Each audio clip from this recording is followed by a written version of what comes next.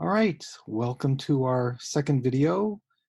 Today, we're just going to look at that five-step hypothesis testing process and how to do the step 3 with StatCrunch.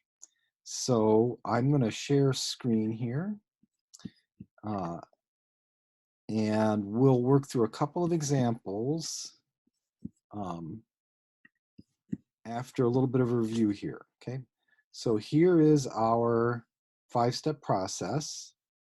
We talked in the last lecture, and you're doing a worksheet on how to write hypotheses. Step 2, again, for now, this will be easy. You'll pick either normal or t-distribution as previously directed. Step 3, this is what we'll do today. And the conclusions will be the same. You're going to report either a z-stat or a t-stat and a p-value. Step 4 will also be the same. You'll reject your null hypothesis if the p-value is less than your alpha. Otherwise, you fail to reject your null hypothesis. And then you'll state a conclusion. These might be worded a little bit differently because you have two samples, but it'll be very similar to what we've done previously. Okay. All right, so let's look at this example here. This is one of the ones on your worksheet. We've got a two-sample proportion test that we'll be doing. Okay.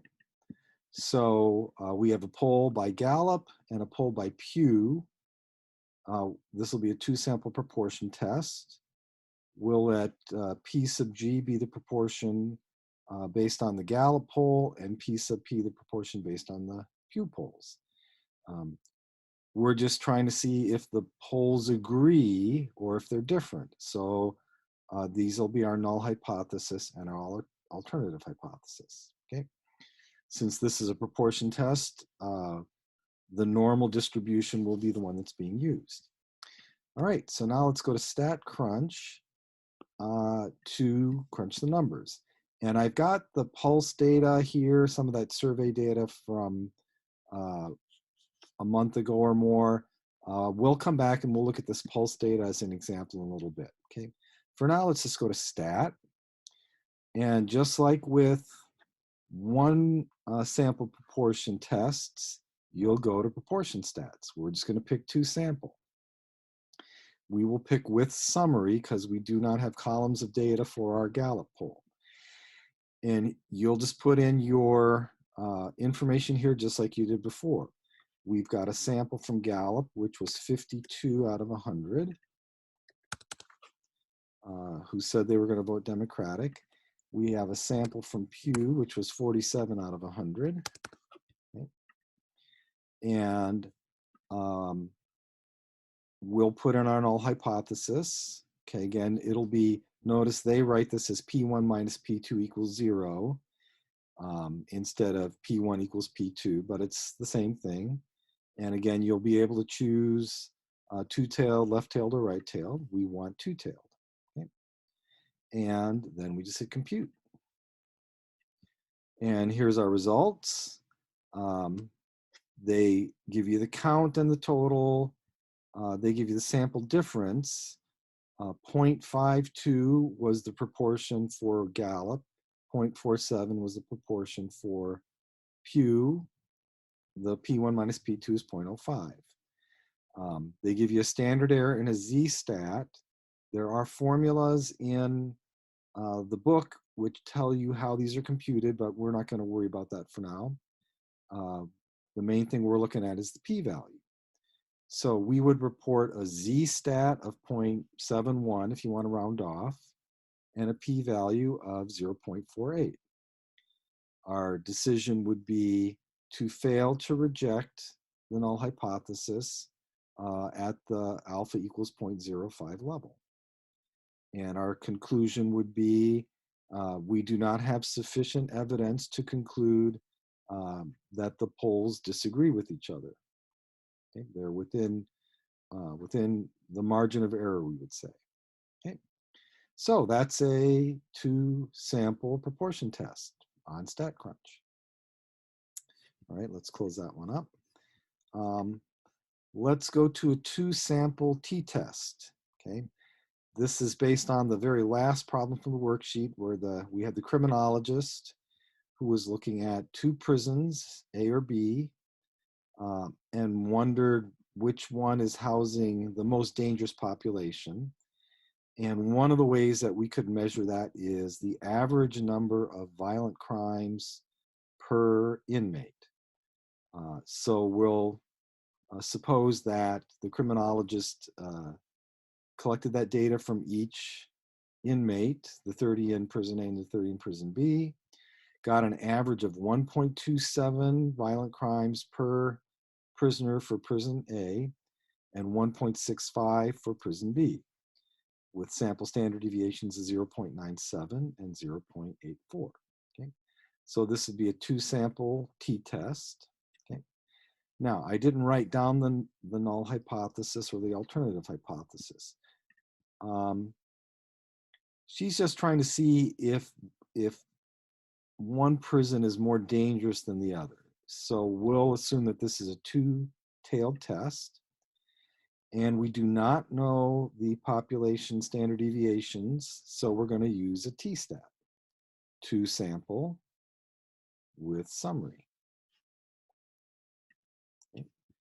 And this will look like we did before, except you do it twice. You're going to put in your sample mean, 1.27 for prison A, with the 0.97 standard deviation, sample size of 30. For prison B, we got a 1.65 mean, a 0.84 standard deviation for the sample, still a sample size of 30. Our null hypothesis will be that the difference between the means is 0, which is the same as saying the 2 means are equal, that the prison populations are actually equally dangerous as far as average number of violent crimes. And we'll assume a 2-tailed test. And I think we'll go ahead and put in the summary statistics. That's an option if you want to do it. And we can do a p-value plot too. Let's do both of those. All right, we'll hit compute. And here's our results. All right, we've got a sample difference of minus 0.38. That's just the 1.7 minus 1.27 minus the 1.65. We've got a standard error and degrees of freedom. Again, we won't worry about those. We have a t-stat of minus 1.62 and a p-value of 0.1103. These two are what we would report as part of the hypothesis testing process. Okay? And the sample statistics, the summary stats are down here. It shows you the mean for each and the standard deviation for each. Okay? The p-value plot, notice the t-stat was minus 1.62, so that's right here, along with positive 1.62 because this is a 2-tailed test. So our 0.1103 is just the sum of these 2 areas in red. Okay.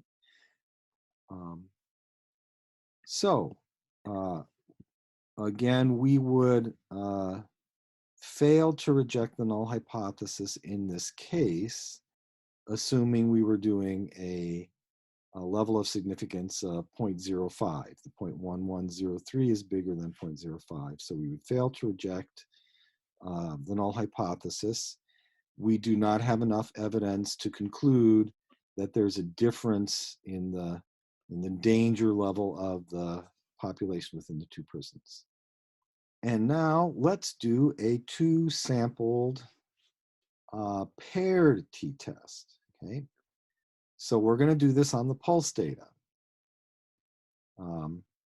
We did pulses before, then we had you guys jump up and down and take your pulse again after you jumped up and down, and obviously we would expect your pulse rates to be higher after the exercise than before. Okay, so paired tests will always be t-tests. Notice under t-stats, you do have a paired option. If you go to z-stats, you do not have a paired option. You're only going to have a one sample option and a two sample option. Okay, these will work the same way as for the t-tests. You would just use the known population standard deviations instead of the sample standard deviations. Okay, so we'll go to t-stat. We'll pick paired because we've got paired data. Okay, and the first thing to notice here is they don't give you a summary and data option. You must have the data to do a paired t-test. And the reason is you have to be able to see what the differences are for each individual or compute those differences. And so you actually have to have the data for each individual, the two samples that are matched up. Okay, so we'll have one sample, the pulse before, sample two is pulse after. Those will be our two samples. We don't need to worry about the where or the group options. Okay, notice how the hypotheses are written. It's mu subscript d. That's telling you that the differences are zero or average zero. Okay, the d values would be just your pulse before minus your pulse after. So whoever this student is, 64 minus 76 is negative 12. Second student, 60 minus 64 is minus 4. If we did create a whole column of differences and average those, our hypothesis is that those differences are zero. Okay. Notice they tell you that mu d should also be the difference of the averages. Okay. Now, what type of test do we want to do as far as the tails? Well, we're expecting the pulses after to be bigger than the pulses before. Okay. Our pulses after were the second sample. We're taking the first sample minus the second sample. So we're expecting those differences to be negative. Okay. All right. And I will also check, let's check box plot with mean marker as part of this, just as an option. Let's hit compute. All right. So here's our results. They tell you you're doing pulse before minus pulse after. Here is the mean of the differences, negative 16. So this is basically telling you that the pulse after averages are 16 beats a minute more than the pulse before average. You have a standard error, degrees of freedom. Again, we won't worry too much about those. Here's our t-stat, minus 11.78. That's a very large negative t-stat, and you get a p-value of 0.001. So our decision here is reject the null hypothesis. We have a p-value less than, again, assuming we do a 0.05 level of significance, our p-value is smaller than that level of significance. And our conclusion is we certainly have sufficient evidence to conclude the pulses after were on average higher than the pulses before. All right, so that's a few examples. When you're doing the homework, they will break up a lot of these problems into steps that will more or less follow our 5-step process. They might have some extra things in there, but this should be enough to get you through all of the essential parts of that process as far as hypothesis testing with 2 samples. All right, so there you go. We'll be posting some more videos next week. And again, if you guys have questions, feel free to email or set up a Teams call if you want to do a video chat.